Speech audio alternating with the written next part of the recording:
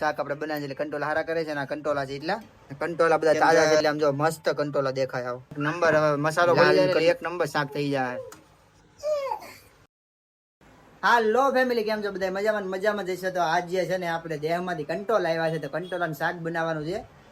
તો આપણે જો કંટોલાનું શાક બનાવીને તો કંટોલા આવેલા છે દેહમાંથી કંટોલા આવેલા છે. આપણે થોડાક આવ્યા હતા આપણે થોડાક વીણીને મોકલા હતા દેહમાંથી. તો કંટોલાને એવું સારું કરે છે.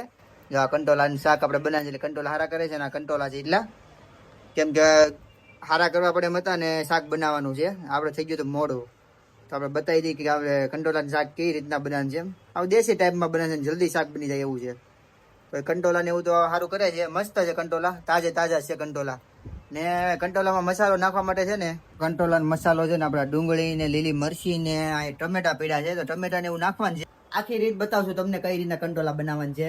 તો હા દેશી સ્ટાઇલમાં બનાવવાનું છે. પાણી નાખ્યા વગરના કંટોલા બનાવવાનું છે, કોરા. આપણે કોરું શાક બનાવવાનું છે. તો વિડીયો બનાવી રહેજો, મજા આવશે. આપણા કારીગર તો તમને ખબર જ હોય, હા મસ્ત બનાવજે કે વરામાં એકવાર શાકભાજી આવે કંટોલા પણ શાક મસ્ત બને, મજા આવે. કારણ પ્રોટીન વાળું શાકભાજી છે. તો બનાવીને આપણે જોઈ કઈ રીતના બનાવે એમ. તો વિડીયો બનાવી રહેજો, મજા આવશે. તો કંટોલા બનાવવાની છે ને આપણે શાક મૂકવાનું છે કંટોલાનું. તો સુલો ને બધું તૈયાર કરે છે ને આપણા રુદ્રભાઈ ડાગલા જોવે છે, શાંતિથી બેઠા છે. તો આપણે શાક બનાવવાના છે. તો શાકમાં છે ને તેલમાં બનાવવાનું છે. તો તેલ થોડુંક વધારે નાખવાનું છે કેમ કે શાકમાં તેલમાં શાક બનાવવાનું છે ને એટલે પાણી વગરનું બનાવવાનું છે કંટોલાનું શાક. એટલે એમાં આપણે 3 પાડવા ત્યાં નાખ્યું છે. તમને જરૂર પૂરતું આપણે નાખવાનું. આમાં 250 જેવા કંટોલા છે એટલે આપણે 3 પાવડા જેવું નાખ્યું છે. કંટોલા બધા તાજા છે એટલે આમ જો મસ્ત કંટોલા દેખાય આવ. લાલ કંટોલા જ નથી કે બધા આમ ધોળા જ છે ખાલી. તો ભાઈ ઘરના કંટોલા છે તો પછી ભાઈ શાકે સ્વાદિષ્ટ બને જ તાજું હોય. ભાઈ આખું જીરું નાખ તો આખું જીરું છે તો આખું જીરું નાખવાનું છે. તો એ તેલ કાંઈ આવ્યું નથી, નાખ્યું છે. તેલ આવશે એટલે ફૂટવા માંડશે. આવી ગયું આપણું તેલ, આવી ગયું છે જો.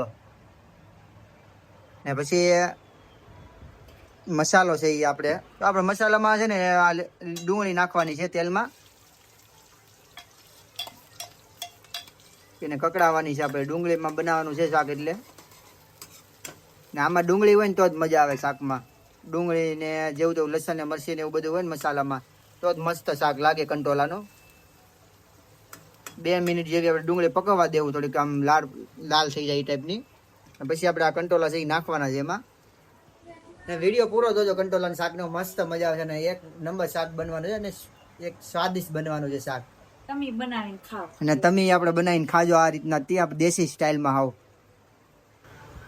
આપણે છે ને ડુંગળી ને પકવતા હતા ને તો રુદ્રભાઈ ની બધા સાનામાના બેઠા છે, જોવે છે ક્યારે શાક પાકે. ઈ કંટોલાનું શાક ખાય, બોલો રુદ્ર, એને મસ્ત લાગે. ને આ બે જે વાટે છે કે કંટોલાનું શાક, એ કંટોલાનું શાક નું તો બેસ્ટ ખાવામાં બે ઓલા ત્રણે શાક ને કંટોલાનું શાક બહુ ભાવે ત્રણેયને.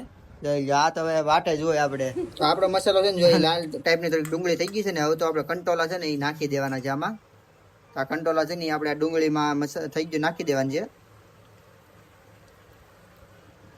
ને પછી હલાઈ નાખવાના છે. હલાઈ નાખવાની છે હમાય આપણે જે મસાલામાં. તો એ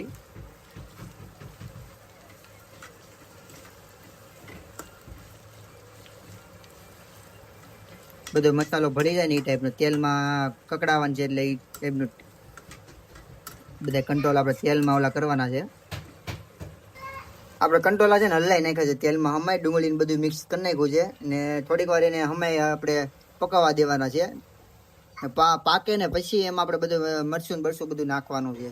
તો આપણે કંટોલાને છે ને ઢાંકી દેવાનું છે, 4 થી 5 મિનિટ જેવું ઢાંકી દેવાનું છે. એટલે હમાય આપણે પાકી જાય ને પછી આપણે મસાલો નાખવાનો છે.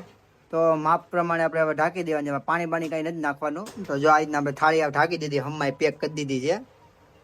તો એ 5 મિનિટ જેવું રહેવા દેવાનું છે આમાં આવી રીતના. ને પછી આપણે ખોલીને પછી તમને પાછા બતાવજો. આપણા ટમેટા બાકી હતા, ટમેટા નાખી દઈએ કેમ કે ટમેટા પાછળથી નાખવાના હતા આપણે. ને જો આપણું ગળી ગયું છે શાક આપણે, એટલે તેલમાં શાક આપણે થોડુંક પકવ્યું એટલે આપણે શાક થોડુંક પાકવા માંડ્યું છે. તો હજી આપણે 2 મિનિટ જેવું રાખશું ને પછી બધો મસાલો નાખવાનો છે. એટલે ટમેટા આપણે ભળી જાય ને એમાં. આપણે તેલમાં જે કંટોલા હતા ને પાકી ગયા છે તો મસાલો બધો નાખવાનો છે. તો મસાલો બધો ના આપણે પેલા કંટોલા બતાવી દીધો, આપણે ખોલીને જોઈ લો કંટોલા અમે પાકી ગયા છે. હવે એને મસાલો બધો નાખવાનો છે. હળદર નાખી, હળદર 2 ચમચી જે હળદર નાખી, પછી ધાણા જીરો દળેલું એ 2 ચમચી, હિંગ નાખેલ છે ને બીજું નાખ્યું આખું જીરું નાખ્યું. આપણે હવે આ બધો મસાલો છે ને હલાઈ નાખવાનો છે. અને હવે એમાં મરચું નાખવાનું છે. આપણે ચટણી કયો કે મરચું કયો, કોરું મરચું ને ભેળવેલું મરચું છે આપણે. તો એ 1 ચમચી સ્વાદ પૂરતું નાખવું. અમે તો થોડુંક તીખું ખાઈએ એટલે એ પ્રમાણે મરચું નાખ્યું છે. આપણે દેશી સ્ટાઇલમાં બનાવેલ છે. તો એ હવે આ બધું હલાઈ નાખવાનું છે હમાઈને ભાઈ, પાછું ઢાંકી દેવાનું છે. ઢાંકી દેવાનું છે ને આ બધો મસાલો આપણે મિક્સ કરી દઈએ શાકમાં, ને પાછું પાણી નાખવાનું નથી, ઢાંકી દેવાનું છે. આપણે તેલમાં જ પકવવાનું છે. ને તમે રસાવાળું ખાતા હોય ને તો પાણી થોડુંક નાખજો તો રસાવાળું બને. અમે તો રસાવાળું નથી ખાતા, અમે કોરું ખાઈએ એટલે એ પ્રમાણે બનાવ્યું. બેસ્ટ શાક એક નંબર. હવે મસાલો ભળી જાય ને એટલે 1 નંબર શાક થઈ જાય.